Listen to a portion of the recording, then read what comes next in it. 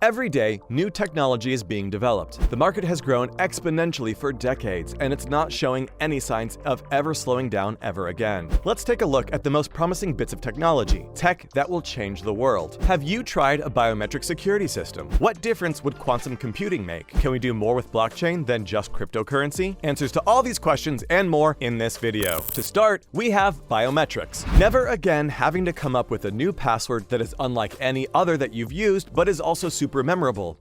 Wouldn't that be nice? Well, with biometrics, we just might have the ultimate solution. Biometrics let a user be recognized by systems through biological markers such as their fingerprints, voice, or face. This technology is already used in lots of areas, but will grow exponentially in the coming years, and it could become the answer to all of our forgot my password troubles. It's just annoying to have to remember all of them, and most of us will reuse the same passwords, but maybe in different variations. This makes your information very sensitive to hackers, but it's much more difficult to hack a fingerprint than a password, and when different kinds of biometrics are used in tandem with each other, it becomes even harder to hack someone. Biometrics could be a foolproof method to add security to your information once the technology becomes sophisticated enough, which might be sooner than you'd think. Next, we have artificial intelligence. In a way, we already have artificial intelligence, but it isn't even close to what its potential is. At the moment, what we know about AI is actually narrow. There are systems that perform very specific tasks, a few systems that work like spam filters, virtual assistants like Siri and Google Maps, but it won't be too long before we'll see general artificial intelligence. This is a machine that is self-aware, commanding intelligence equal to a human's. In theory, these machines would be our equals. That is until the AI unites and comes with a better version of itself, and then we'll be biting dust. But until then, we should expect a lot of things to work through AI in the near future, especially as computer power keeps increasing, making more and more advanced algorithms possible, and our human desire to work smarter will advance AI rapidly. Self-driving cars, anyone?